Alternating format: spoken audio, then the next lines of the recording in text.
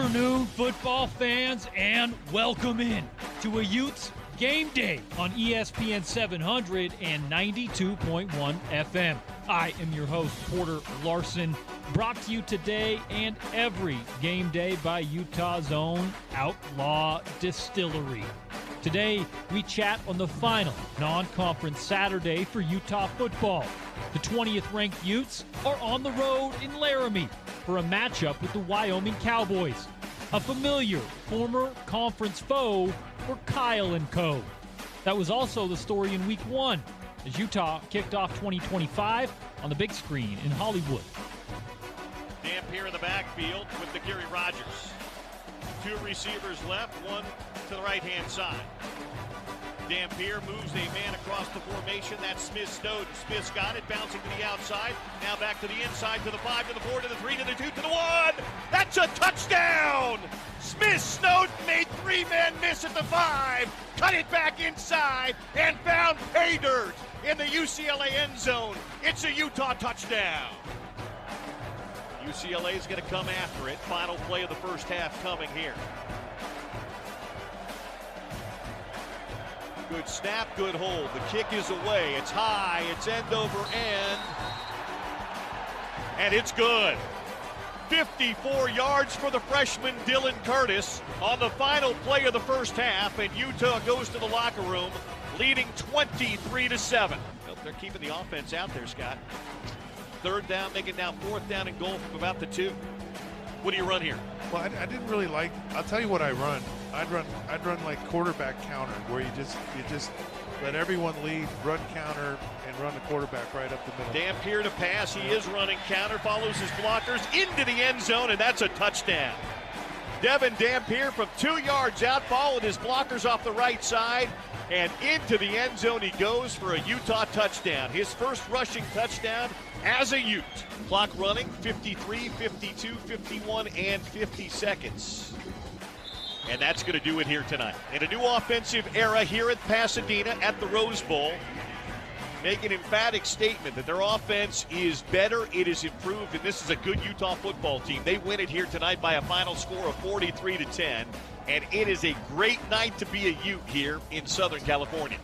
After the impressive Week 1 performance, the Utes return home to Salt Lake City for a matchup with Cal Poly, the former home to Mad Dog Fred Whittingham. It was the first ever matchup between Utah and CPU. Utah fans, good afternoon, and welcome for the first time in 2025 to Rice-Eccles Stadium on an overcast and cloudy Saturday afternoon here in Salt Lake City. It's Utah and Cal Poly for the first time ever meeting up on the gridiron. LaShawn Parker in the ball game for the first time. Three receivers flex to the right, one to the left-hand side. Dampier's going to pass in the flat. He's got Parker. A lot of room to run. 40, 30, 20. They're not going to get him into the end zone. He goes for a touchdown.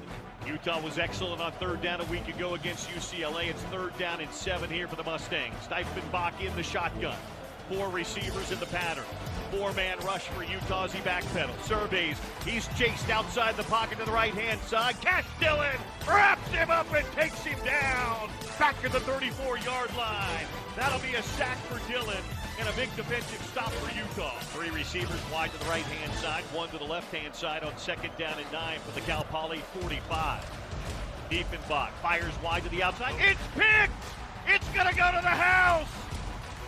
Jackson Benny! The streak is alive! 22 straight years with a pick 6 for Utah! Benny with a house call! Pistol formation, second down and 7. Play action roll to the right, looking back to the left. Has a man wide open down the field. Caught. 45-40, 35 and out of bounds at the Utah 28-yard line. Keon Salehi made the catch, and he was all by himself up the near sideline for a first down of 43 yards. Nate Johnson in, Wayshawn Parker in. Third down and goal. They didn't give him any gain, in fact. He kept him at the 5-yard line. Cal Poly with 4 down linemen, 5 near the line of scrimmage. Dampier out of the shotgun. Devin brings Ryan Davis in motion, looks over the middle, caught. Ryan Davis, touchdown! A couple of former Lobos hooking up for 5 yards out. Ryan Davis has his first Utah touchdown. 37-yard line is where it will go. Down a 47-yard attempt for Gianluca DeMauro. Snap is down, the kick is away. It's high, it's end over end, and it's good. Second field goal today by Cal Poly. And with 7:04 to play before halftime, it's Utah 21. Cal Poly 6. Second down and 8. Grigsby in the shotgun. Shadows creeping across the field here at Rice Eccles. Utah showed a little pressure. Jackson Barton jumps toward the line of scrimmage. Play clock at 13. Pistol formation. Play action roll to the right-hand side. Ball knocked down and intercepted! It's intercepted! Jono Hall picked it off the deflection. Down to the Cal Poly 1-yard line. He knocked it back at the quarterback and then took it off his helmet for an interception. What a play by Hall. Now Longa in is one of the up backs in this jumbo formation. Rogers behind Bentley and Dampier. Devin turns, gives it to Rogers, pushes his way into the end zone off the left side for a touchdown. Excellent surge by the left-hand side. And Kerry Rogers has a 1-yard touchdown with 1:44 to play before halftime here at Rice Eccles. Glover in to return it. We haven't seen much of a return game yet this year. Be a great time for Rayshawn to maybe break one off at his own 30-yard line. Ehrlich will punt from inside of his own 20. Left-footed kick is high and spiraling and driving Glover back. It's returnable from the 20. Glover up the field, 25. Glover to the outside, 30. Glover to the 35, 40, 50, 45, 40, and tripped up at the Cal Poly 30-yard line. Attaboy, Rayshawn, the best return of the year for Utah. It was the punter that got him after a 51-yard punt return by Rayshawn Glover. As they line up in a power formation, Devin turns and gives it to Rogers. The carry pushing toward the end zone. Is he in? He is. Touchdown. Second effort by Rogers gets him in as he followed the beef in front of him to pay dirt. Touchdown Utah with 3 seconds to play before halftime. 2 receivers, 2 tight ends, and Wayshawn Parker in the formation for Utah on 3rd and 6. Dampier play action. Devin throwing toward the corner, up and caught! Touchdown! Dallin Bentley at the pylon! Got a foot down, tracked it for 6. Bickley with another handoff. This one through the hole. Here he goes. 20, 10-5 touchdown. Wayshawn Parker, 43 yards right up the gut for a Utah touchdown. His second touchdown today. He's got a rushing touchdown to go with his receiving touchdown. And that was a big-time chunk play and a big old hole for Parker to run through. 5 for 9 on 3rd down, 2 for 2 on this drive, 3rd down and 2. Bicklin by himself. Going to keep it himself. Right side 35. Steps out of a tackle 30. 25. Breaks another tackle. 10-5. Touchdown! Bird Bicklin high stepping into the north end zone. 38 yards for Bird Bicklin. 3rd down and 7 for Utah. Almost 8 yards. Perfect this half. 4 for 4 on 3rd downs. 7 of 11 in the ball game. Hand off Nate Johnson into the open field. Nate Johnson 40, 35. It belted it out of bounds on the Utah sideline at the Cal Poly 34-yard line. Nice run by Nate. Good read there by Bird Bicklin. Brian Duke shoved him out of bounds. Bird Bicklin by himself in the backfield. Bird takes the snap, keeps it himself. He'll walk into the end zone off the left side, and that's a touchdown. Untouched, out to the left edge, and into the end zone for 6 for Bird Bicklin. His second touchdown today, and Utah goes up 62-9.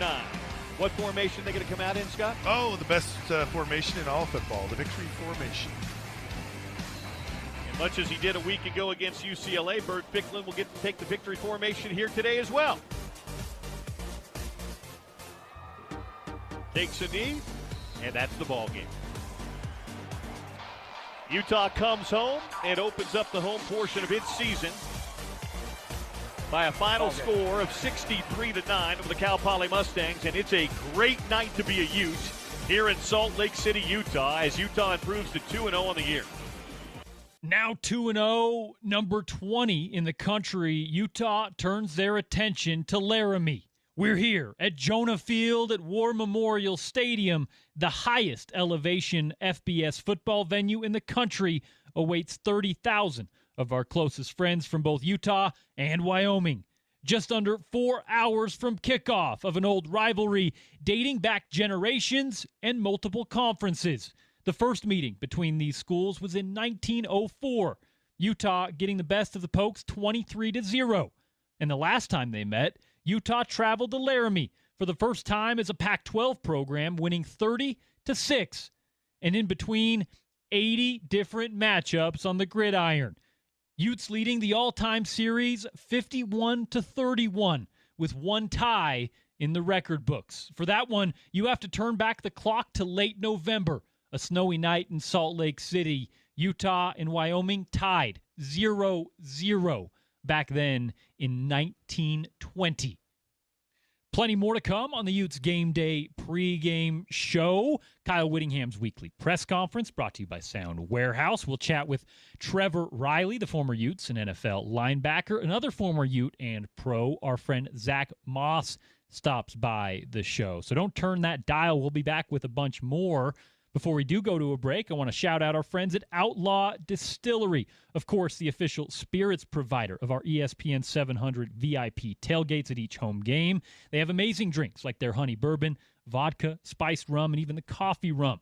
Get a taste either at our VIP tailgate, at Big Willie's, or right there at Outlaw Distillery or outlawdistillery.com. They're also available in all state liquor stores. Outlaw Distillery, a grain-to-glass product forged in the history of the American West. And as a son of the American West, I'm really stoked to have them on board for the Utes Game Day pregame show. I am the fourth cousin of one Robert Leroy Parker, better known to the world as Butch Cassidy, obviously a famous outlaw here in the state of Utah.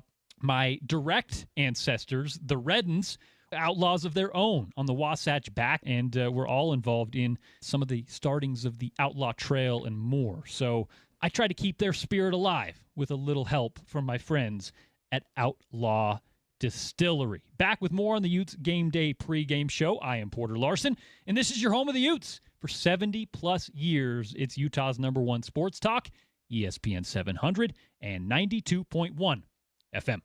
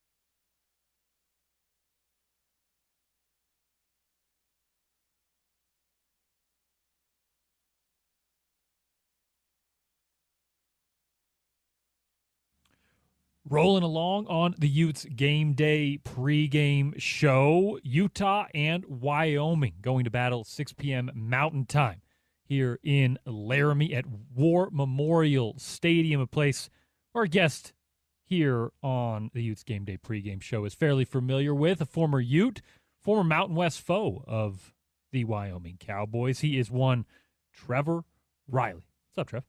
Great to be here. Always good to chat with you. We had you, I guess, kind of debut on the pregame show last week. I thought that was fun. Your insight, your perspective on football is as interesting as maybe anyone I can think of. Being coached by Kyle, coached by Belichick, coached, with Dion. There's just so much interesting perspective that I think you can bring. Obviously, playing the linebacker position helps as well. So. It was fun. I'm glad to have you along. That. Porter, I thought we rolled smoothly, and as we get going in this season, the more intense these games get, right, the better the radio is going to be. And I'll just say, Wyoming was a spot that I enjoyed playing at. Okay, great atmosphere for a small time school. Being on the radio show, right, being on the pregame show, always a dream of mine. Okay, I grew up listening to the radio my whole life. Local radio down in San Diego, Dan Patrick Show, Lee Hacksaw Hamilton.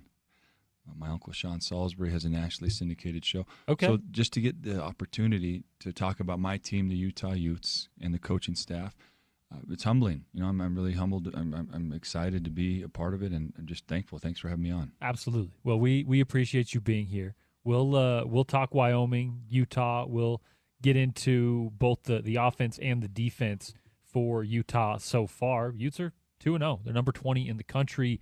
As Trevor kind of alluded to, we still have a lot to learn. We haven't seen this team against – it's funny that you open up in the Rose Bowl against UCLA, and we're still talking about this as if we haven't seen a legitimate opponent, right? They had a bad showing, man. That's kind of the state of where things are. That's a Big Ten program, but, man, they're not there yet. Did you catch their game last week against UNLV? A little bit. How about Dan Mullen, huh? And Quinton Ganther. Okay? Don't look now. 3-0? I'm telling you, they got some money, too, so they're good for them. When the NIL thing started moving, I thought that might be a place you want to be. Sneaky. Right? Now, sneaky. I'll be honest with you. I'm a little uncomfortable with how money and gambling is getting into a lot of the sports, and especially how quickly it's going with, here's the deal. We talk about this all the time. They're always going to win, but there's also a seedy, shady part of gambling where there's always going to be people trying to take advantage of it. They might get caught, but there's always going to be people trying to take advantage of it. And that's something that you can maybe see be more of a problem in college sports when you're dealing with 18, 19, 17-year-old kids sometimes who, hey, their parents need money. They need money, right? So I wonder, always wondered about that. But just from a location standpoint, I looked at Las Vegas, BYU too, with the Mormon affiliation and the worldwide reach there. But I looked at UNLV as maybe a place to watch. Now, they're not going to be in the national championship next year. It's not going to be like that. But you're maybe seeing, the ability to go get a Dan Mullen and the ability to go get some players. Here's what I would say. If I'm the Big Ten, I'm more interested in UNLV being in my conference than I would be, let's say, I don't know, Iowa State. It's markets. Iowa State is a good football team. Mm-hmm. Okay, I've played in Ames, Iowa. We hung 70 on them, okay? If I'm the Big Ten commissioner with UNLV's basketball program, and basically they're a suburb of LA and Salt Lake City, and they got a pro team, the wheels are turning right now, but I'm being serious about this. That's how crazy the world's getting. I'd much rather have UNLV in the Big Ten, 100% than Iowa State. No offense to Iowa State. No, you're right, because you're talking about now TV and corporate markets. That is what is driving college sports because of the changes that we've seen in the last 10 years. It's not necessarily, just an institution and its history, tradition. Where does Wyoming fit in this kind of conversation? Because they're out in the middle of nowhere, man. They're an FCS program, okay? And I know that sounds mean to say, but they don't have an airport, and that's a hard thing. In this day and age, if you don't have an airport, a legitimate airport that you can get people in and out of, it becomes very difficult to become a national player. And in addition to that, they don't have the alumni support. They don't have the facilities. They have oil money, though. Okay, they got money in Wyoming. Don't get Right. that too. If somebody wants to go play, go to the craps tables with a football team, they got some cheese in Wyoming. If you've driven through there, though, it's definitely a trucking town. Okay, and living in a trucking town and going to school there, not a great sell on a national stage. And the last part of it is they don't have a recruiting base that can compete every year. They just don't. Their best player they've ever had, Josh Allen, having his jersey retired, I think, in a couple of weeks. He's from California. Right. Nobody wanted him. So there's a place for Wyoming, but really, Weber State or Wyoming? Really? Well, where would you rather go? You kind of brought up the point is, there's oil money, there's beef money, right? Yeah. Like those are real things, but it kind of just depends on who wants to see your program succeed. It could be one guy who's a big Wyoming Cowboy fan and drills into the right part of land, and that could change that program. Texas Tech, man, this is a school that we're not going to look ahead too far. We got them next week. We got big noon kickoff here. But this is a school you're familiar with, number one, and it's a school that, well, they've capitalized on the NIL money part as much as anyone in the country, and at least early on, it's paying dividends. Well, we all know that Texas has always set the standard. Let's just talk about SMU. Okay? Yeah. SMU from the 80s, right? If you don't know, go look it up. You remember that? Come on now. And I'm a Red Raider at heart. I signed there out of high school. I'm originally a Mike Leach guy. That's my guy. Rest in peace. He just that says it all right there. Mike Leach is a legend there. He's still the greatest coach who's ever been there, maybe ever. Him and Sonny Dykes. But the fact that Leach was loved in Texas Tech that sums up the whole town. Really, it's a cow town, it's an oil town, and they got cotton cows and oil, and they got football. It's West Texas. So think Odessa, Permian. Think Friday Night Lights. It's right around the corner. And so it's a big stage for us, right? It's a big stage for us to be on the field with those guys. Going back to our Mountain West roots, we have been always a basketball school, a commuter school, no really place to live on campus for a number of years. And now we're going up against this big juggernaut, financially speaking, who they live, breed, and that's all they do is football, dude. And we're right there. And so I'm kind of excited. I am looking ahead because, gosh dang it, we should smoke Wyoming like a dang sausage. But I'm telling you, us being on this stage with this type of America football team, right? It's Texas football, oil, whatever. It's a great storyline. Utah's always played it straight. We haven't cheated really. We are not. We've always. I can tell you as a player, I was a good player. As a coach, we played it pretty straight, right? I promise you that. Right. And so Texas Tech, right? They're pushing the envelope, and I'm excited. I can't say I'm really excited for that game. It should be fun. It should be fun. Like you said, we can look ahead. I'm looking ahead. Not looking ahead is for the players and the coaches and whatnot. We can look ahead to what is going to be a top 20 matchup in Salt Lake City next week here. We'll have that on ESPN 700 as well. Of course, you can listen to the game here. But before we look ahead, Trevor, we are in Wyoming this weekend for a matchup with the Utes and the Cowboys. Who scheduled that? That's twice in 10 years we've gone to Laramie. Just saying. That's twice in 10 years. It is. A little excessive for me. It is. But your memories of Laramie. You've played a game there. Yeah. You've got some history there. I'm sure you've recruited against those guys a lot, right? Being at Colorado for a few years, there's a footprint there, and at Utah as well. Your thoughts on the atmosphere in Laramie, more so than this roster and this team that we're facing? Quick story. 2014, I'm a rookie. We lose every 15. I just got on my rookie season. I was planning on staying in Jersey. That lasted a week, and I was like, all right, let's head west. All right, so we start driving. My wife's pregnant. She's in one car. I'm in a car with 3 kids and a cat. And we're driving, or 2 kids and a cat. We're driving west on I-80, and it starts snowing. And semi-trucks are blowing over, okay? They're all over the side. They're everywhere. It's tipped over. So then the cattle guards come down in Laramie on I-80, and I get stuck in Laramie for a day and a half at a Comfort Inn. And these are where my feelings are coming up from about how I feel about Laramie. It's a nice town, okay, but it's definitely not a place where you probably want to spend 4 years. So my memories are just like that. Just how I imagined it being, it was. It was a half-full stadium. The fans were drunk. They were screaming. You could hear every conversation going on around you. The players were tough, okay? They had a quarterback who was kind of an athlete, Austin Carter Samuels. He started out at Vanderbilt. Right. And he was a good player, right? And they hung in there for a little bit, and they were tough. And it was 8,000 feet up. You're way up there. Okay, or I think it's 8,000 feet. I think it's 70. It's 7 something. There you go. It's like Park City, Camas. If you're familiar with the area, it's up there. There you go. That's the elevation wise. And then, but it's not mountainous. Okay, right. So you're high plains, and it's just kind windy. of it's a real. I've seen those old Indian movies with the Shoshones and the Sioux Indians on their horses and the plains of the wind coming through and the ice. That's how I envision Wyoming. Now it's going to be fall and it's going to be nice, but for a trip it was fun. It was a nice place to be for a couple of days, and I'm not really excited about us playing them because that's a no-win for us. I watched the tape on them a little bit. They've only given up 7 points in 2 games. Yeah, they've played Akron and Northern Illinois. Statistically, now of course it's very early and they haven't played Power 5 opponents, but they're statistically one of the top 5 defenses in the country. When you look at scoring and you look at total yardage, they've held up really well. And not Northern Iowa, and yes, they have. They've had a good defense for a number of years, relatively speaking. They've struggled on offense. They've only scored 41 points in 2 games, so that is indicative of what's going on. And their quarterback, from what I see, could be banged up a little bit. Yep. So if we get a backup quarterback, I think he'll play, but how long? Yeah, right. You were in the hospital 5 days ago, and you got a defensive line who's going to come after you. And so the game, there's some interesting storylines there. They got a few athletes on offense, receiver and running back were pretty good. But all in all, I look this as another time for us to build depth. We talked about last week, we were scouting Cal Poly, and it was that. The game was over pretty quickly. And I say that with all due respect, the game was out of hand very, very quickly. And this is even more so for me a recruiting thing. I'm watching this defense now. They're going to have, if they're that good statistically, they're going to have some players, right? And historically, they've had a couple guys.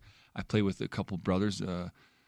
They were Josh Allen's receivers from there. They were tough as nails. The Cody and Jacob, they were in New England with me. Someone will look that up and know it. These guys were ice in their veins. And so if we get a couple guys, right, that can really, the Hollister boys, okay? There you go. The Hollister boys. They were tough as nails, all right? So I got a lot of, and my Mike Purcell. They're twins. There you go. Mike Purcell, play with him at the Salt Lake, the Salt Lake Stallions. He was still roaming around the league. Ice in his veins, right? So if we can, I want to watch this team. I want to get a guy or 2 next season, right? That's right. We're regional, right around the corner. But we got to take care of business. I think offensively, we should score 40, right? We should score 40. Based on what we've been doing, man, if UCLA, it's over 40, and this team is over, we should score over 40 points. And with that offense, I don't think we'll give up more than 10. Yeah, and with the way Utah's offense has been playing, man, you look at Wyoming as a challenge just because of what they've put on the board so far, but you really do hope to get 30, 40 points in this and get your offense some reps. You would even like to see, hey, I know it's not an FCS matchup. It's not Weber State or Southern Utah, but you'd probably like to see some reps from your backups again like we did last week. And early. Okay, reps early and often because you want to gain depth and you also want to protect yourself physically. Those are obvious statements. But I want to see, again, the defensive line. Right? I'm watching these D tackles. I like 91 and 94. Okay, 91 and 94 guys are getting off that football, and they have a lot of ability. They're highly trained. And the more depth we build interior-wise, right, we don't want anybody running the ball on us in November. Right? I'm planning on making this playoff or at least making a run here. I'm looking for depth there. And right now we got young guys backing up old guys. I think Aliki Viamahe, I recruited him in 2018, if I'm not mistaken. He's been here for a while. And then we got 18-year-old boys and 19-year-old boys. So, and then number 7, he showed something last week. I was worried about his reps at backer. He switched from safety. He had that nice pick in the red zone, if I'm not mistaken.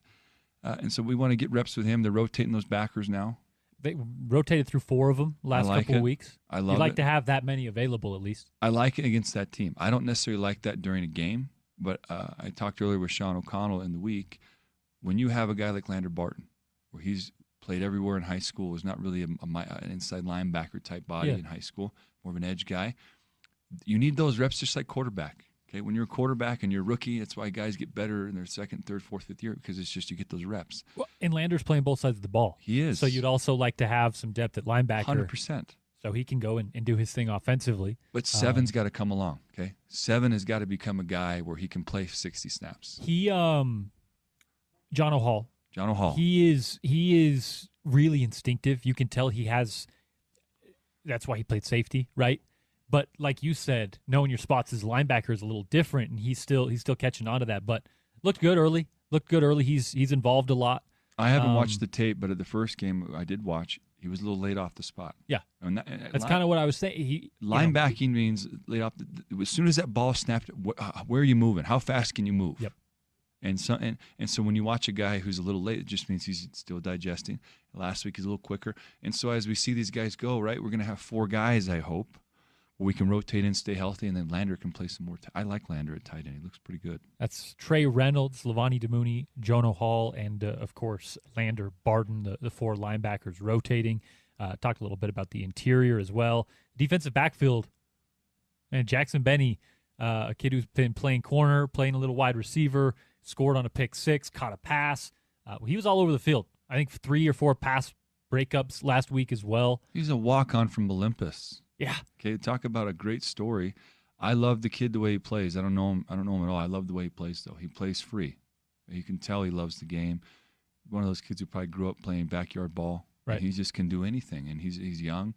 I'm a huge fan. I think Morgan really pushed him, okay, because that's not an easy thing to push. He's a young, walk-on, white DB. Yeah. That is a very, very interesting story. He's playing nickel, too, and nickel ain't easy, right? Corner's a little easy. Hey, you got this guy over here. You got the third or the quarter. And Kyle said in this defense, it's the hardest position. Nickel, I played nickel in that defense. Nickel Sam, we called it, right? They didn't have to sub me. I could handle covering, right? They subbed me. When they did sub, I played in. But that position, you're in space against speed. Right. And then you still got to deliver in the run game. You handle motions. So I'm very impressed with this young man as he physically gets better, because he is a great athlete, as he physically gets stronger and faster. And is he a return missionary? Yeah. He's I probably think he went to Hawaii. He's probably going to be a guy that's going to, I mean, that sounds crazy, but he'll want to leave at some point unless they can pay him properly. And I know that opens up a whole other can of worms, but great story, man. I'm rooting. He's Mike Honeycutt, Jay Hill 2.0, 3.0, I guess. We got some white DBs. He looked good. I will say the secondary had a few lapses last week. They were missing a starting safety in Rabbit Evans. Yep.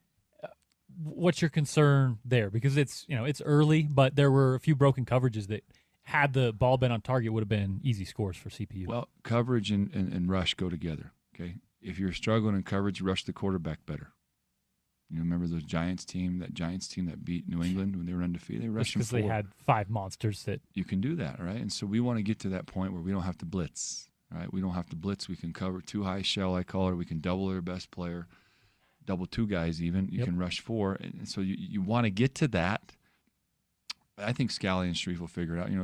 Playing DB, playing backwards ain't easy either now. Okay, the thing about linebacker and defensive line, usually going forward.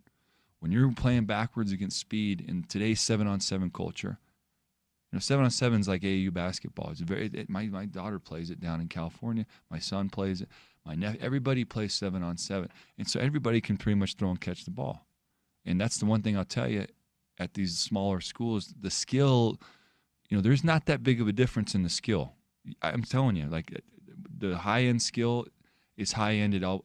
You usually see that. Especially with the money now, because they're paying the quarterback and the running back. They're going to play and they're not paying the center. But the 7-on-7 thing means there's a plethora available of pretty good players because everyone's getting the reps now. Right. And more so development there. I'm worried about only one thing on the defensive backfield: health. I think those 2 guys, pretty smart guys. They're going to get those guys right. That's a lot of talk on the defensive side of the ball. We talked a little bit about Laramie and more. Trevor Riley, the guest on a Utes game day. We'll be back on the other side. Let's talk a little bit about the offense, and we'll set you loose. We'll get over to another former Ute in Zach Moss, Kyle Whittingham, his press conference, which we'll play back each and every week. We'll make our predictions for the game and more. Still to come on the Utes Game Day pregame show, live from Laramie. R&R Barbecue sponsoring that segment here with Trevor Riley. R&R Barbecue, Utah's own. 11 locations, a couple in Idaho as well. Locally owned and operated for 12 years and counting. Great for catering and more. Order online at rnrbarbecue.com. Back on the other side of more Utes Game Day on ESPN 700 and 92.1 FM.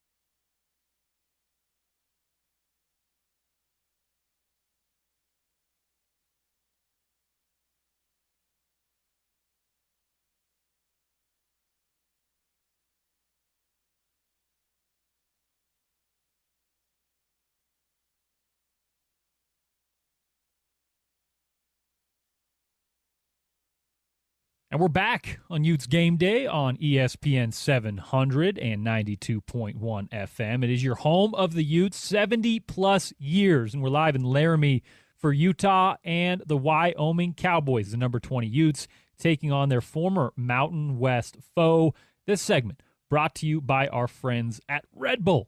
Stop by the Utes pregame tailgate each and every week and stop by and grab a Red Bull. Red Bull gives you wings.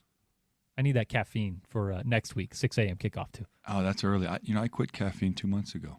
Oh, yeah? I wasn't sleeping great. I took a break from it, and I'm seeing how that goes. But Good. I agree with you. Oh, it's going well. Okay, I'm sleeping better. I'm not as irritable at nighttime. But I was overdoing it. Okay, when you coach, it was that's what I do. You heard caffeine's fine in like little doses, but those energy drinks and a coffee, and then I'll forget that I had that one, and I'll have another coffee, and then I'm all jittery at the end of the day. I call it the double bang Wednesdays when I was coaching. Right, it's a bang at 6 a.m. It's a bang at 2. That's a lot of. That's 700 milligrams of caffeine. That's just those little. Yeah, you bang energy. So that game is going to be an early start. I'm looking forward to getting in and out of there. But offensively, I think we look pretty good, man. Our quarterback's looking like a Heisman contender, dude. I want to talk to you about this offense, man. Jason Beck has had a hell of a debut. Now, listen, it's a small sample size. It's 2 games against UCLA defense that struggled against the Cal Poly team that we know the situation there. But it's not just the production, Trevor, that I like. 500-plus yards per game so far, 40-whatever points per game so far. It's, I think, 50-plus points per game so far, maybe. That's right. Yep. It's the creativity. It's the way it looks. It's the different stuff you're seeing on the field. It's the versatility of different sets and different formations, plug-and-play players here and there. There are just so many ways that it seems like they have ready to beat you that it gives you a lot of confidence that they're, like last year, there was no options, right? You don't have a quarterback that narrows your stuff down, but man, it just seems like they're winning in a lot of ways, and Jason Beck's offense is a lot of fun, and that's not the only part. That eye candy, it's not just for us. It's for the defense to get distracted, not know what they're doing pre-snap. Give me your thoughts. We'll get into Devin Dampier. We'll get into the offense and the players, but on Jason Beck and how you've kind of digested his play calling through 2 weeks. It just looks like it's easy. That's not been a thing. It's the words you would say with a Utah offense over the last 10 years. Looking easy, that is awesome. I remember playing for the Patriots. It always looked easy watching them on the sideline when they were running the offense. Like, man, that looks so easy. Looks like they're just going through reps. Yes, it looks like practice. And when I watch them, there's poetry. It's poetry in motion. It's beautiful to watch. It's something that it's on time. It's tempoed correctly, right? Everybody's kind of under control. You don't see a whole lot of blatant errors out there, big mistakes. Mind you, 2 games, but I'm going to say it again. The quarterback looks like he's doing exactly what the offensive coordinator wants him to do. Right. And that's a beautiful thing. Right? It's just it's wonderful to watch. And gosh dang, if we can keep this up, dude, we're going all the way, dude. 50 points a game. Gosh dang, that's unbelievable. Hey, you combine that with a historically good defense, and this is a team that we've talked about it. They have every opportunity to make a run at this wide open Big 12 conference. Now, you mentioned Devin Dampier's doing everything Jason Beck wants him to do, but we haven't yet seen him, number one, have to go outside, go deep down the field, right? Push downfield a little bit and put some pressure on the back end of these defenses. That's something we haven't seen yet. Part of that, of course, is winning by a lot, not needing to. But there's also the reality that we haven't seen a whole lot from the wide receivers so far. How much does that concern you? Well, I said the tight ends should be more involved last week, and they had 9 catches. I want to 2 weeks ago. I want to see him have 12 to 15 catches. Okay. Because of the point you just made. I'm not so confident in these guys yet to beat one-on-one coverage. I think that they're going to get their chances, but we got to see that. I got to see you beat one-on-one coverage. I want to see you beat and execute and catch the ball consistently. And that's not a knock on any of those guys. It's just our tight end room is loaded. Yeah. And when you got 2 decent backs, and the quarterback rushes the ball, right? Guys coming over from the defense. Yeah, exactly. Okay, you got 3 guys over there. It limits the amount of reps, and if you don't have to take chances down the field and still score 50, why would you? Right. That's just the logic of it. But we are, I am concerned. There's just going to be a time when we do have 100%, right? And so I'm sitting here waiting and seeing. I don't have too many comments on that crew until I see them get pressed a little bit and see what they get. When we got to have it, they got to make it happen. Yeah, I'm interested to see, number one, what that looks like offensively, what the play design looks like for some of those longer developing down the field plays, right? Because what we've seen from Jason Beck so far, it's a lot of it is close to the line of scrimmage. I like it. There's a lot of moving parts, but it's been real tight for Devin Dampier to operate in. When things open up, I'm excited to see what that looks like, who is targeted. We talked about it last week. There are a few tight ends on the roster that are listed as tight ends. They may play close, inside, tight to the pocket, but they're probably never going to put their hand in the dirt. J.J. Buchanan, one of those guys, I wouldn't be surprised if he's never in a three-point stance this year. That's part of the outside threat as well. I was in New England when we didn't have a big-time X receiver. I think Malcolm was our guy from Georgia. He was a young guy. Right. But we had Gronk, okay? And we had Jules, and we had Amendola. And I'm watching Buffalo, and they got Knox, and they got Kincaid, and they got another cat over there who caught a touchdown or big. Yeah. They got three guys, right? And then they got this back who's unbelievable. And you start seeing, and then Allen's running the ball. So you can win that way, right? You can if you're that dominant, you can own the middle of the field. And your big guys are now matched up against safeties. You're getting those same down the field plays. You're just not having to do them with small, fast guys. You can do it with bigger guys. Will he adjust the game plan basically? Because they're going to take those tight ends away eventually. They're going to have to because they're killing these teams, man. There's going to be some defenses that are able to. And then we're going to see, right? That's why I got that Texas Tech game circled. But I'll tell you that this coordinator at Wyoming, he's no joke. He's going to have, the first half is going to be interesting, right? I wouldn't be surprised if it's a 2-score game in the first half, and then we open the floodgates second half. But he's good. Right, good coordinator, right? And they're at home, and they got that chip because the big money's coming into town, so they're going to play hard. Watch for that though. They take the tight ends away. I want to see 18 go up and get a football, right? I want to see him go up and get it. Yep. And I want to see that. Gosh dang it, we all do. That's the Ute Nation. We've been waiting to see a guy who can go up and get it consistently. And on the outside for Utah, right? It's the transfers in Tobias Merriweather and Larry Simmons. It's Dadrian Zipper and Luca Caldarella, who've been here for a while. Creed Whittemore's more of a slot guy, but those are the names you look out for on the outside. And now they're competing with a Jackson Benny, a Smith Snowden, Lander Barton for reps on the offensive side.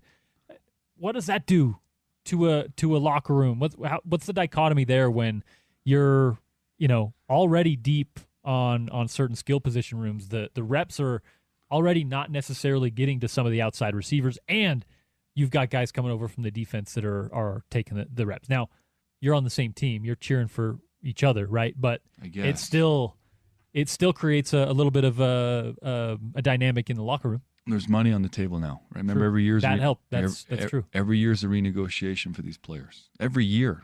Sometimes they do it before the season's even over. Yeah. So every rep not taken, that's that's food out of my mouth if I'm one of those guys.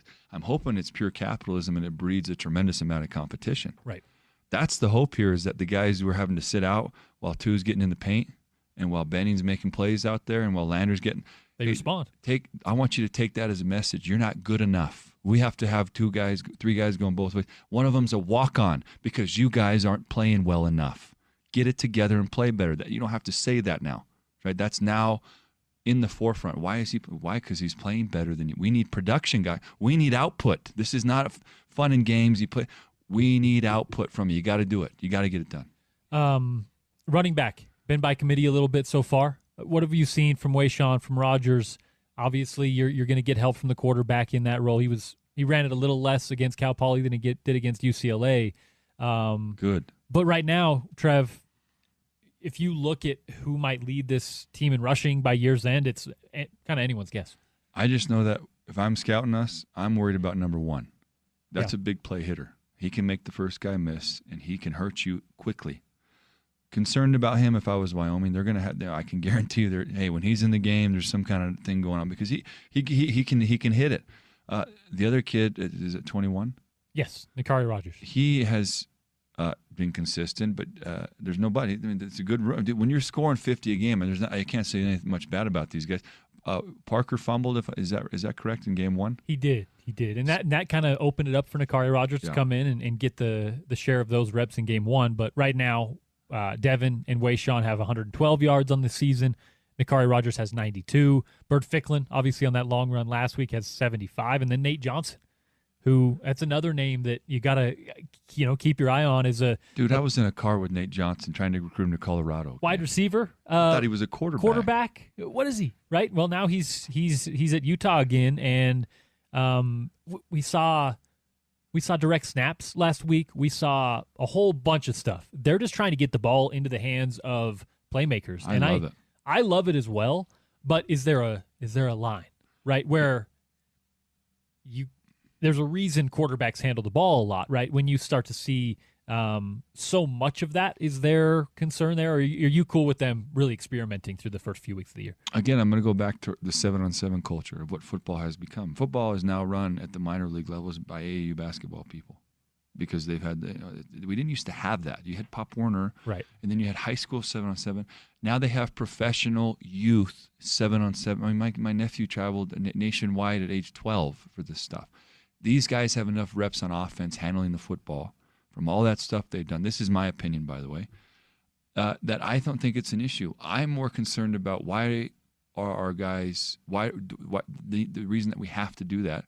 It's not a concern, I guess. I like the coaching shift. I like Coach Witt's idea of doing this because he's got 4 or 5 guys that are, I mean, there's a lot. That's not 1 or 2. That's 4 or 5 guys that are doing it. And the quarterback, who's now a running back or a receiver, Johnson, he's dynamic. He reminds me of the kid we brought in from Texas. What was his name?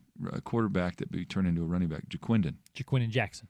Yes, I don't know what he's up to now, but I remember seeing he's in Jacksonville.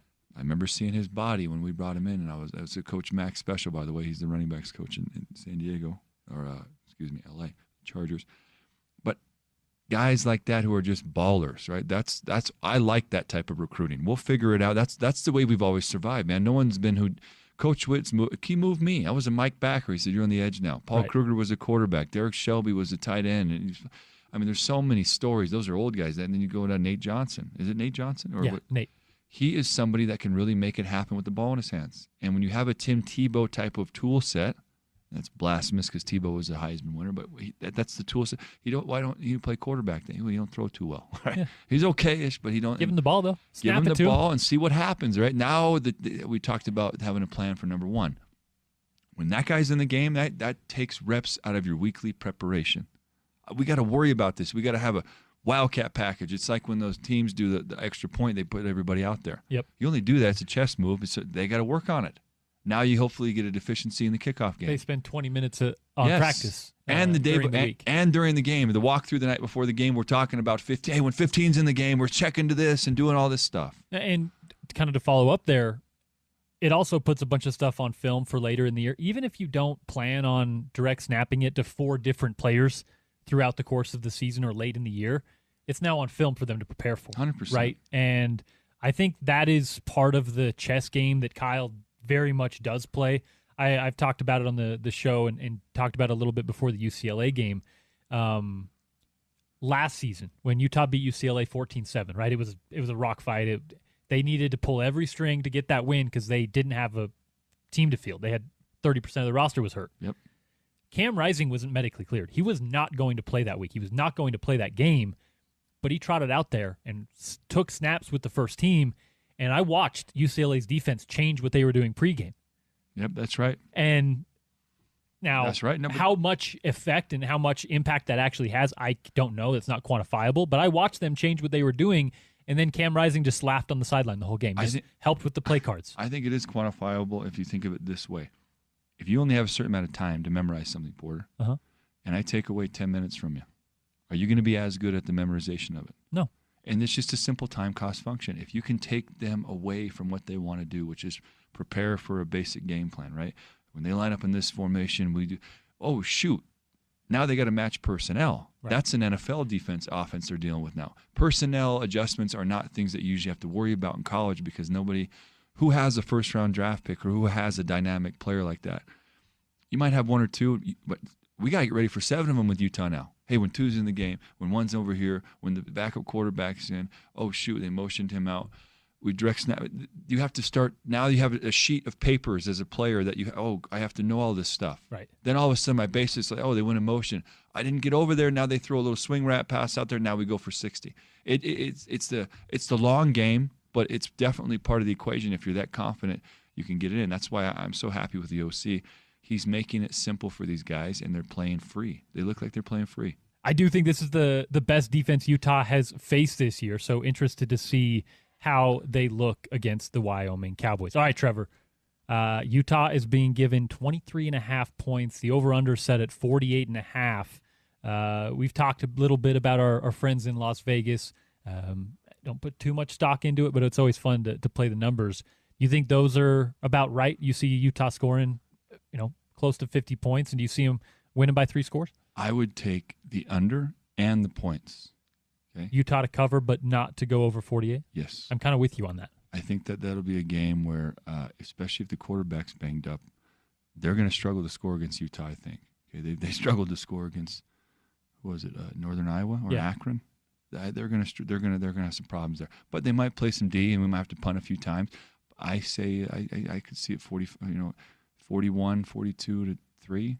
I'm kind of with you there. I don't think Wyoming scores a bunch, but I also Joe Glenn's not over on the sideline. Joe Glenn, Cowboy Joe. I don't think Kyle's going to be onside kicking it anytime soon. I don't think we'll see any of that kind of magic on the field in Laramie. But I do think Utah covers, and yeah, I'm with you on that one. Trev, appreciate it as always, man. We'll before we get you out of here, a little update on the Utah Islanders. Where you guys are at this week, what you're up to, and what you got coming up. We beat a Division III team. That's a big deal. Yes, sir. Okay, we had Laverne. Our headsets malfunctioned. We didn't have anywhere for the coaches in the press, but we whooped these guys by 3 scores. They had a broadcast team. They had a stadium. We rolled in on a bus an hour and a half before the game and whooped them. I love it. So now we got teams that are canceling on us, right? Team in L.A. They canceled on us. They said, we don't want any part of that. So we're hoping to schedule maybe Snow College again. We're going to take the week off this week. There's a good chance we're going to play them again at the end of the season, though, and that'll be fun. Well, you keep me posted, giving guys an opportunity to play regardless of the situation. That is always a cool thing to do. So on the other side, Kyle Whittingham, his weekly press conference previewing the Wyoming Cowboys and looking back a little bit on the win over Cal Poly. That comes your way next on the Utes Game Day pregame show, brought to you by Outlaw Distillery, a true nitty-gritty grain-to-glass distillery right here in Utah. Stop by their spot. Do a tasting and a tour. Really cool place at Outlaw Distillery. Check them out at outlawdistillery.com, and they're found at all state liquor stores. Back on the other side, it's more Utes Game Day on ESPN 700 and 92.1 FM.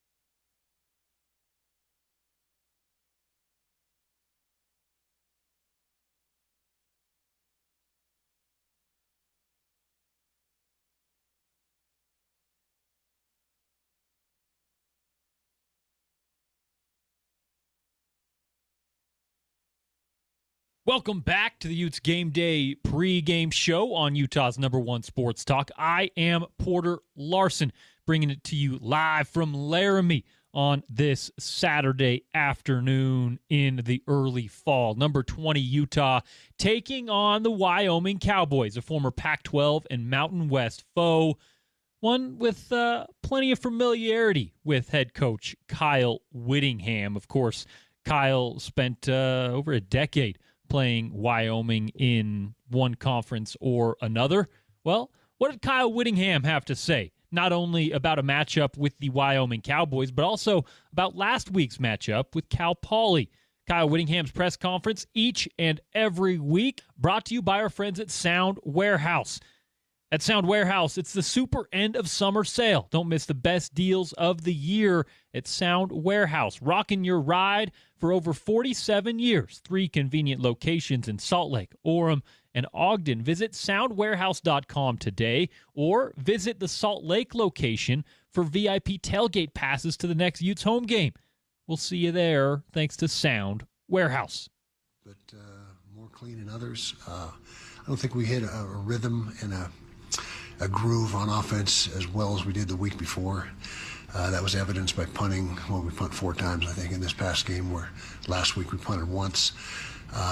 However, another game of 0 turnovers, which is great. Defense, better tackling. We only missed 4 tackles the entire game, and so that was a step forward in that regard. A few more penalties than we had the week before, so that was something not as clean as well. But overall, we took care of business, came out of the game fairly healthy, and it's now on to Wyoming. Road trip up in Laramie. No stranger to our coaching staff, the place, but I don't know. I would doubt any of our players have played. Well, Justin Stevens, our receiver, obviously played there, but otherwise, I'm not sure many of our guys have been to Laramie, Wyoming to play a game. So it'll be a new experience for them. But I thought Devin performed well again. He's around 80% completion percentage for the season, which is outstanding. We knew that was something that we wanted to work on, and he worked diligently at that. And then through 2 games, it's only 2 games. You can't get too far ahead of ourselves, but through 2 games, he has definitely made big strides in that regard, as well as protecting the football. So, questions? This was Justin's question. It said with Wyoming coming up, what are the challenges that your team faced playing in Laramie? Well, it's always a hostile crowd. My memory as a player and of coaching there is they'll get after you pretty good. The crowd will, and so it's an environment you got to be able to handle. The elevation for us shouldn't be a big deal. It's a couple thousand feet higher, but we're used to elevation, so I don't expect that to be an issue. We just got to go up there and play our game, play well, and take care of the football, run efficiently. Get chunk yards. That was another thing we did in the game Saturdays. We had more chunk yard plays than we did the week previous. I think we had 8 plays of 15 yards or more, and so that was a positive. But we just got to go up and play good football and prepare. And the key will be in the preparation. Monday through Friday is when the games are won or lost, and so we got to have a great week of practice, which we have had the first 2 weeks of the season, and that's just kind of how the season goes. You just show up, care, and repeat. That's how it works. Has the QB2 spot changed for you with Bird, that guy, or kind of how do you see that room shaking out right now? Not necessarily. As we talked last week, Isaac Wilson does have a redshirt year. That combined with wanting to find out more about Bird in life situation has led to what you've seen the last couple weeks. But no, if it was a long-term situation, then I'm not saying that has necessarily changed. But Bird did do a great job. I thought he really handled the offense well. Played a full quarter and a half, 4 for 4, throwing the ball. Had a really nice run on the touchdown run, and really looked poised and did some good things. So it's still a work in progress, or he is still a work in progress, but I wouldn't say the depth has necessarily changed right now. Coach, how would you describe kind of the progression of the passing game? There's been a lot of easy checks with Dan Pierce. How do you describe the progression over the course of the season? Yeah, I think it's something that needs to continue to improve. I think it's off to a pretty good start. but not real explosive, I guess is the proper word. We haven't had a lot of explosive plays in the throw game, although Wayshawn's, was a short throw, long run, but he went for 50 plus, and I think he saw some of the speed. Not to change the subject, but Wayshawn has really good speed. He got out on that run as well, 40-something yards in the run. So, but we've got to continue to push the ball up the field more often. I think Noah Benny needs to become a little more involved in that, and that's why he's playing over there a portion of the time is to help us stretch the field vertically. Coach, you've had plenty of experience playing in Laramie as a player. Many times, yep. Do you have any memory that maybe stick out as playing or coaching in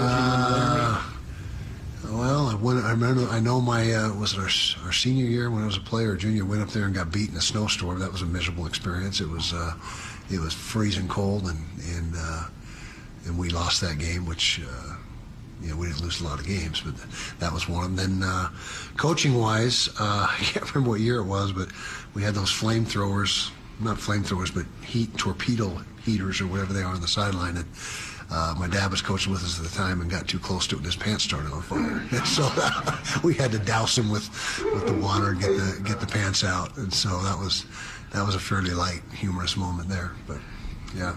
Just kind of follow up on that. I mean, they don't get a lot of Big 12 teams coming there. We went there last year.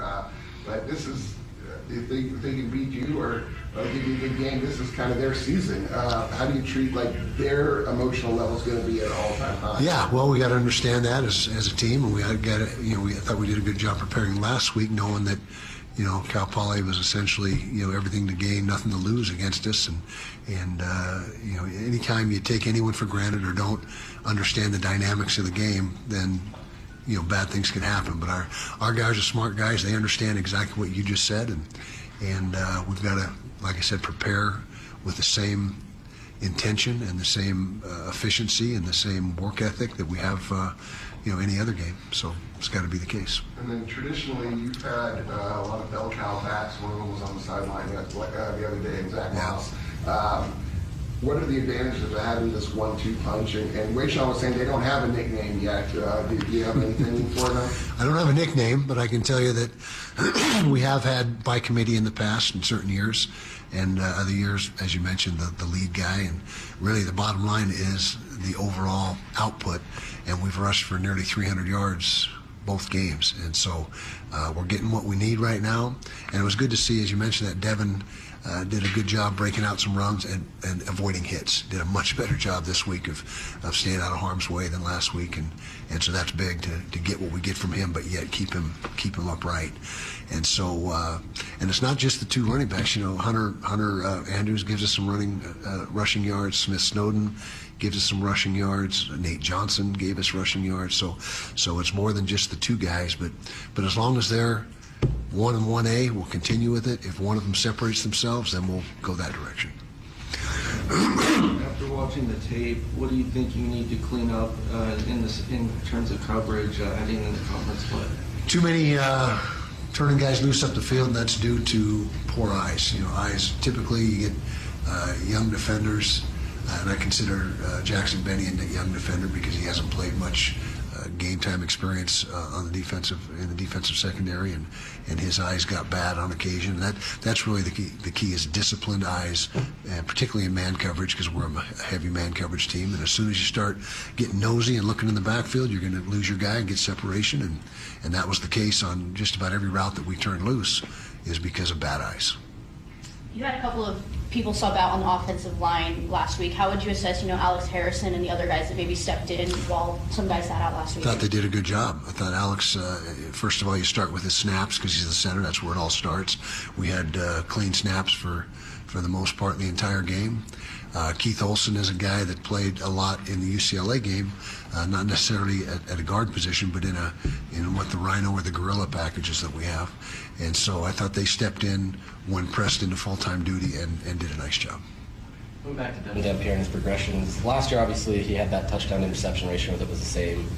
Was there any coaching to kind of help him limit that? And because it seemed like there was a few plays on Saturday where he kind of hesitated, didn't hit his guy. Or is that kind of part of that equation, or is it just him developing into who he needs to be? I think the latter, and I think that he went from his sophomore year to his junior year, and typically you see, from year to year, particularly when you're a full-time starter, you get better. And Coach Beck has helped him get better this year, and Devin's made a concerted effort to turn those weaknesses that were there last year into strengths, and so I think it's just a natural progression of a quarterback getting better. Coach, how would you assess the defensive line, particularly the young freshman tackles so far? Really good. Pupu Cephalona did a really nice job last week. He got about 15, 20 snaps, made a couple plays. Carson Kafusi the same, but really impressed so far through 2 games with our guys that are playing full-time. Jonah Lea'ea and Aliki Vimahi. Those guys have done an excellent job clogging up the middle as well as the ends. I mean, the whole front 7 has been really good. We allowed 80-something yards last week and 65 yards the other day. So both games, really strong rush defense, which, again, I say it all the time, that's where our defense starts. That's what it's predicated upon, is telling the other team you're not going to run the football, at least not effectively. You want to get the receivers more involved. Ryan had 6 catches, Tobias had 3. Were you happy with how they were more involved? It was a step in the right direction. I still think, we weren't done. No, I was telling that I got one more. Oh, double question. Okay, I think that we took a step forward in that regard. Still need more production. J.J. Buchanan was really under the weather in that game and not himself. When he gets back, hopefully this week, and is himself, that gives us another weapon. And like I mentioned, Jackson Benny has got to become more featured to get that where it needs to be.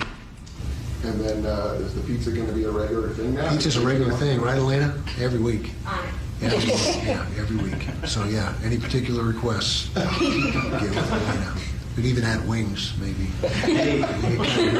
Be kind of messy, but yeah, we appreciate it. You bet. Yeah. Our pleasure. Jonathan Daly seems to be like he's really energized this year. Yeah. What have you seen from him so far this year?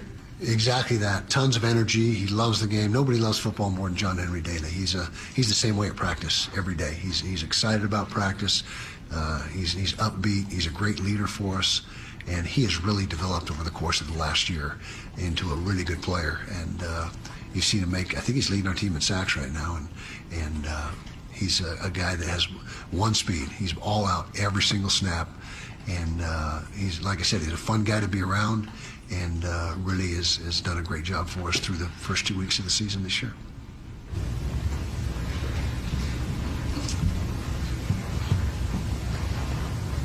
John Hall had a big game on Saturday. How have you seen him take the necessary strides to, be that impact player from, this time last year to now?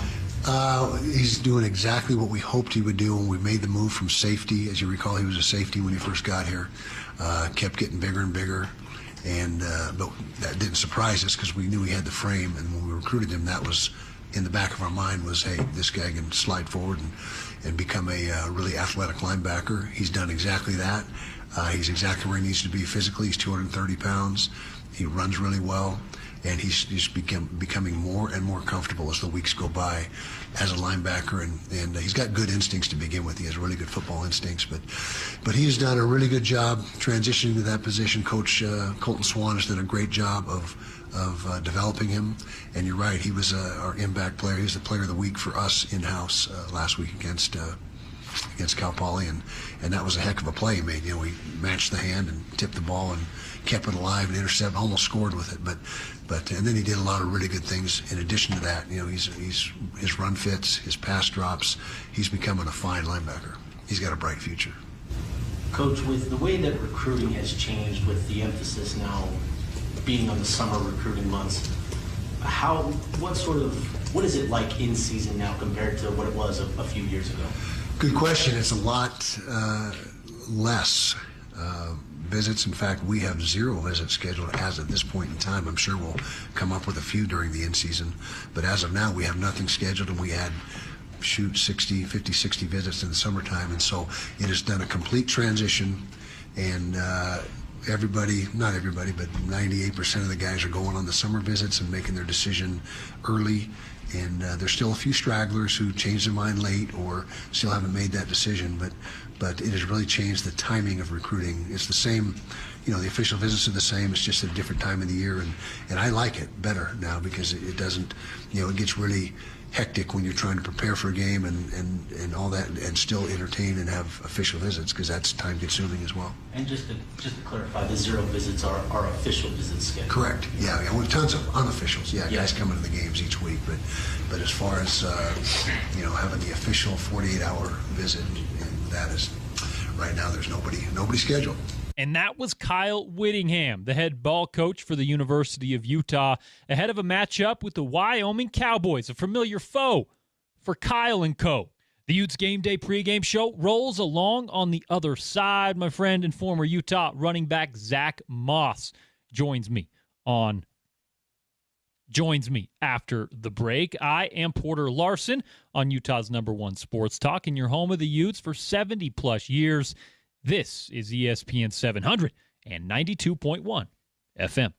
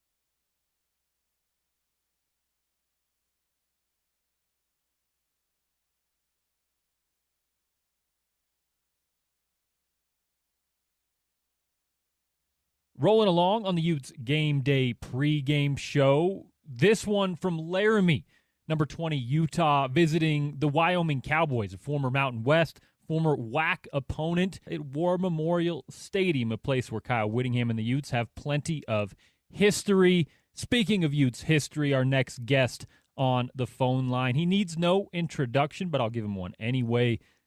Number 1 in the Utes' all-time rushing categories, just about every one of those, yards, touchdowns, you name it. He is Zach Moss on the line on the Utes Game Day pregame show. Z, what's up, boss? What's up, my man? How you been? Doing well. Appreciate your time today, as always. This is a matchup that, for Utah, has a little bit of history, but remind me, you never played against Wyoming, and definitely not in Laramie, right? No, never. Neither one of those. So, I mean, listen, it is kind of out in the middle of nowhere. It is the highest elevation for a Division I stadium in college football, and I'll tell you, 7,000 feet's about where it starts to kind of affect you sometimes if you're not there. So a lot of people always talk about coming to Utah at elevation. It's not as much of a story as it sometimes is actually at Wyoming. So we'll see if the conditions play in. Usually wind is more of an issue in Laramie than the elevation or anything. Snow later in the year, that shouldn't be an issue this week around, but should be a fun environment. Zach, I want to get your read on the Utes so far. Obviously, number 20 in the country against UCLA looked really impressive. Against Cal Poly looked pretty impressive as well. There's still some stuff that obviously we need to have answered and some things to be cleaned up. But let's start on the offensive side of the ball, and let's start first with one Jason Beck. I want to get your read on something I've been trying to kind of explain to listeners and with the help of yourself and Trevor Riley. The offense, although there's a lot of moving parts pre-snap, there's a lot of motions, there's a lot of funky stuff going around, eye candy, as Morgan Scalley likes to call it. It seems a lot more simple than a guy in Andy Ludwig's offense, although obviously Andy Ludwig had some really, really good offenses. This one seems a little bit more plug and play because it's not as much pre-snap stuff relying on the quarterback, right? There was a lot put onto Tyler Huntley, a lot put onto Cam Rising, and they managed it. They did it well. This one seems to be a lot more plug and play, and I wonder what your thoughts are watching that develop and watching Devin Dampier in Jason Beck's offense. Yeah, for one, I really like the offense. I think the offense is totally a different style than obviously what we've ever had at the school, which I think is awesome. You get a lot of guys doing a lot of different things, and the coaches have welcomed that. The offense is definitely more of a plug and play type of style, which takes a lot of the thinking away from the guys, which allows them to go out there and just play. And that's always what you kind of want. I definitely think there's still some nuances to that offense where Dampier is allowed to do certain different things within the offense. I think there is still a lot of accountability on him with the offense, just not in that super traditional way. So I love to see it. It's a very, styles for him, how he plays, and things of that nature. So I think right now the Stars have been doing a really good job on that side of the ball, just of, being efficient. I think that's the main thing that they've shown with this offense. Obviously, a lot of questions coming in the year about what it was going to look like and, who was going to kind of develop into becoming, key factors for the offense. But right now, it's a really great effort of just everybody who's been able to touch the ball or who's been able to play on that line of scrimmage. Go ahead, sorry. Yeah, and they've just been really efficient, which I love to see. Yeah, the efficiency has been really big for Utah, but it's not just efficiency. I mean, they're averaging 500-plus yards a game and over 50 points a game right now. Now, Wyoming, one of the top defenses in the country statistically. Similar situation with Wyoming. They've faced teams that they kind of vastly outmatch as Utah has. So we take all of these early season stats with a huge grain of salt, Zach. But Wyoming has held all of their opponents to less than a touchdown total, right? They've been really good so far on the defensive side of the ball. What challenges do you think Utah still needs to face just for you to feel comfortable about the totality of their offense? We haven't seen them push the ball downfield a whole lot, haven't needed to. But what other question marks do you still maybe have? Not many. I think the main thing is for me over these couple of weeks has been pushing the ball down the field, right? Obviously there hasn't been a need to, but I still think you kind of still want to see it, that you can do it and put that on film. So, I'm kind of halfway on that part of, maybe we haven't done it because we can, or maybe we haven't done it because we didn't need to. So it's a weird way to look at that in my head. But I think the main thing, obviously this is going to be a really good challenge for those guys going down there. I've heard a lot about playing down there. It's not just a super cakewalk game where you kind of just look over it and glaze over this game and you get to the next week or something like that. So I think we're going to learn a lot about the school. Obviously the defense for Wyoming has been playing really well, obviously against the opponents they've played at the same time. But still, I think, there is going to be some adversity within the game and challenges that it's going to be perfect, and it's scheduled perfectly for them right before conference play, which is perfect timing and how this game came about. So it's definitely going to be some things there that is going to allow this team to grow, and it's going to allow them to grow at the right time right before they need to hit their strides. Zach, the running back room for Utah came into the season knowing it would be somewhat by committee. Right now, Nakari Rogers leads the Utes in carries, while Devin Dampier and Wayshawn Parker tied for the lead in yardage. All those guys have gotten into the end zone on the ground, as has Bird Ficklin, as has Smith Snowden. So 9 rushing touchdowns on the season for the Utes already. They've already crossed over 550-plus yards in 2 games. The rushing attack has been really, really good, but we haven't necessarily seen any sort of like hierarchy in the running back room so far. Obviously, you're a guy who supplanted yourself as the number one guy and stayed there for a long time. How do you see the early shapings of this running back room playing out? Yeah, Rogers and Parker have played really good ball from what they've been asked to do, right? No one has been asked to be that bell cow and, do more than what they've been asked to do so far. I think that's part of the offense, honestly. I don't think we probably will see one of those guys separate from each other. I don't think, the way this offense is styled, and I think obviously who you have at quarterback, Dampier is a guy who can do a lot of damage with his legs, so it's not like you have to turn around and lean on the run over and over and over. So by that standpoint, obviously I think I have a 3-headed monster in the sense of, each one of those guys can be, your leading rusher that week, depending on who you're playing and how things kind of shake out. So I think overall that might work out best for how the offense is being played, and it keeps defenses on their toes. All those guys with Parker and Rogers do, have a totally different play style at the same time. So, I think it's really good. I like what they're doing with them guys and using them out of the backfield and some passing plays and stuff like that, which I love to see continue to grow. So they're doing a really good job of what they've been asked to do right now. And that's all you can really ask for. And like I said, the efficiency, the run game has been really efficient. And that helps when you have a quarterback like Dampier who seems to never make the wrong mistake so far. And all those 3 guys are doing a really good job of just being dominant in the run game so far. And then you add to the equation, Zach, direct snaps for Hunter Andrews and Nate Johnson, right? Racing Gilroy got some run in the last game, as did Bryce Duke. Smith Snowden has moved into the backfield at certain times and taken reps there. It's been really fun to watch, and obviously they have a litany of weapons in the backfield. Now, the fun part to me, and I watch the offensive line usually live during the games, right, as far as trying to watch the play develop, and then kind of veer into the skill position guys as the play does develop. And Zach, just off the snap, Utah's offensive line has been dominant. They've been fast, they've been physical, and they've been really, really good. Missed a few guys in the Cal Poly game. I can tell you a lot of that was precautionary. We'll see how they play that against Wyoming. But, man, that offensive line has been really fun to watch. Yeah, those guys have been dominant, man. Like, it's almost not even fair to have that type of talent down there. And those guys are what makes the offense go, right? Win the line of scrimmage is what makes the offense go, and the defense on both sides of the ball. So, like I said, like those guys have been – we talk about the skill players and, how efficient they've been and the play calling and things of that nature, but none of that stuff works without those big guys up front doing all the heavy lifting.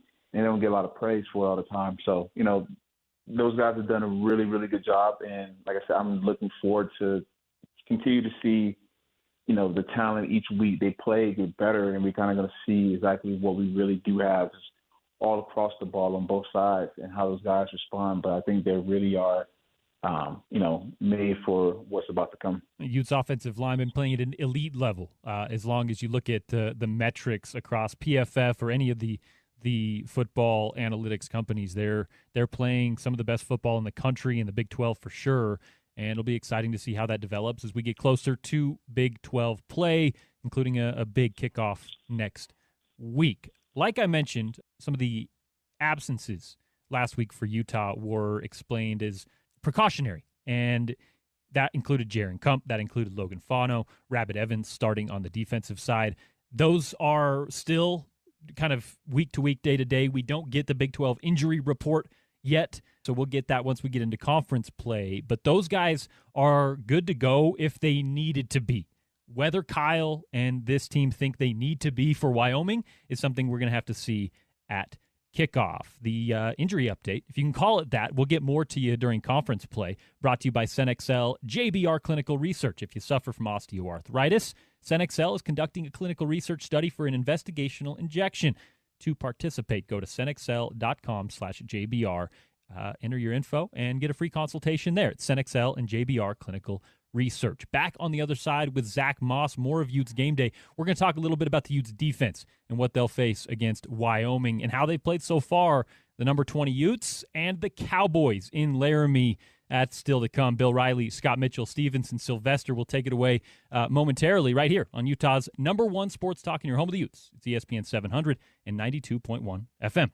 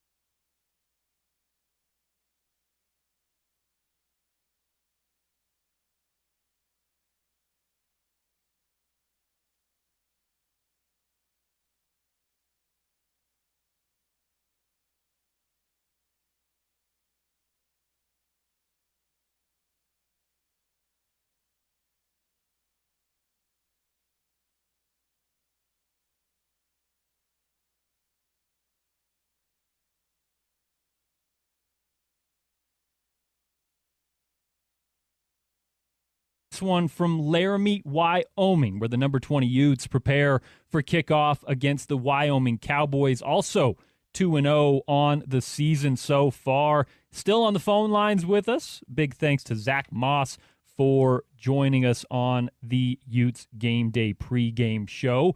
This segment brought to you by Utah Toyota dealers. Visit them at toyota.com and speak to a salesperson today in person or on the phone, toyota.com. All right, Zach, talked a lot about the offense in the last segment. They looked really good so far, as has this defense. Statistically, we always expect them to look good, and Morgan Scalley and Kyle Whittingham have kind of earned that benefit of the doubt. But what have you liked the most about this defense so far in 2025? I love the energy and the effort. I think that shows on tape. These guys running to the ball, all 11 hats to the ball. I know that's always preached consistently over there. So I love to see that and the guys buy into that. I think the defensive line has played really good. We have some really good linebackers. I think, obviously, the one thing that most people probably look at is the secondary, right? They haven't been tested. You don't know exactly what you have. I think we got some talented guys right there, but you don't know exactly what you have until, it's time for those guys to kind of show it. And they haven't been tested. So I think, this week coming up, man, I think the secondary is going to be tested just a little bit, just to see what we have, man, because you don't want to get into conference play without exactly knowing what you have. And I think Wyoming is one of those teams where they're not going to come in and kind of be scared or back down a little bit. I think they're going to push the envelope of trying to put up points and trying to push the ball downfield and things of that nature.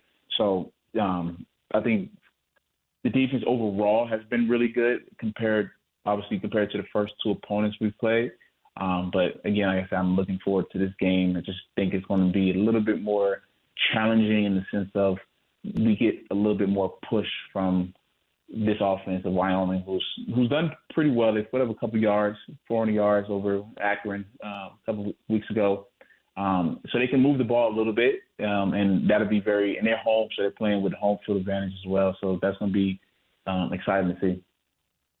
Zach, the Utah defense, they've been pretty stout up front. They've been rotating five or more guys at the defensive tackle position, a bunch of guys at defensive end. John Henry Daly has kind of been burgeoning as of late. And you look on the other side, Logan Fano was absent in the last game, but expected to be back when they do absolutely need him. Utes have been able to get pressure with 4, and they're rotating 4 linebackers. I think they've been really solid there. We have seen a few lapses in the backfield. Now, we've also seen Jackson Benny jump a few routes. We've seen the John O'Hall interception. So they're playing fast and aggressive, and they're getting to the ball, but a few broken coverage. Is there anything that concerns you, or is that just Utah playing fast and, sometimes a little risk and reward? I think it's a little risk and reward. Like I said, you can do some different things and get away with some things when you're playing certain type of teams. And that's why I keep saying I think it's going to be a very exciting game going up against Wyoming. I think we're going to handle them, fairly easy still. But they are able to move the ball. And I think obviously with them not being such a good red zone offense, right, how do we show up in the red zone? Like, are we able to continue that trend of them not being a really good offensive team in the red zone, or are we going to be one of those teams that start giving up things, which we also haven't had a lot of red zone offense. We haven't had to play a lot of red zone defense either. So it's a lot of question marks just for the defense with a little bit better of an offense. The guys, this team has continuity. They have guys coming back and things like that versus obviously like a UCLA where it's a lot of different moving pieces and things of that nature. So we'll see exactly what we get. I think the secondary is going to be the main thing. Some guys have made splash plays, and we want to continue to see that, obviously. And I think we'll see a lot more blitzing and a little bit more stuff from Coach Scalley. He's been pretty vanilla with the play calling, which is always great in the first 2 weeks, right? If you don't have to do something like that. But I think we'll maybe see a little bit more of it just because this is your final tune-up game before conference play. Because after that, man, if you're not ready, then you probably won't get ready. And it probably depends a lot on Wyoming's availability. Their starting quarterback, Caden Anderson, if he's able to play, he's not going to be at 100%, and Morgan Scalley, I think, is going to challenge him. If he's under center, knowing he was in the hospital less than a week ago, Morgan's probably going to be somewhat aggressive, I think, at least early on, try to make them a little one-dimensional at the same time. Zach, I look at this game as a game that Utah should get out of with a couple possession win, escape Laramie. I don't want to say escape Laramie, but when you look ahead to conference play, that's all you really need to do. The expectations for this game shouldn't be too high on the scoreboard. You get to conference play 3-0. You get to Texas Tech fairly healthy. That should be the main goal. What are your expectations before we set you loose? You think we see a high-scoring game? You think we see a low-scoring game? What is your vibe going into a kickoff just a few hours away? I think we see a 35-10 game. Like I said, they're not a really good offensive team in the red zone. So anytime I see a team that struggles in the red zone, especially with our style of defense and Coach Scalley being who he is and being so brilliant and understanding how to scheme things up, we're going to take advantage of that. So I see a low-scoring game for those guys, but I think our offense still challenges them really well. Coach Beck puts another game of highlights together, and we're going to get a big win down there and come back home and get ready for conference play because, like you said, that's where you want to be, and that's everybody's mindset right now. And the Utes are 23.5-point favorites. Vegas now the line moving a little bit on this game day, 47.5 the over-under. So Vegas sees it, well, pretty much like Zach sees it as he predicts a 35-10 final score. We'll give you our final predictions on the way out on this Utes Game Day pregame show. Zach, we appreciate you, as always, joining the show. We're going to see you next week. Big game in Rice-Eccles. Yeah, absolutely, man. I'll be there for sure. All right, my man. Appreciate your time. Yes, sir. Appreciate it.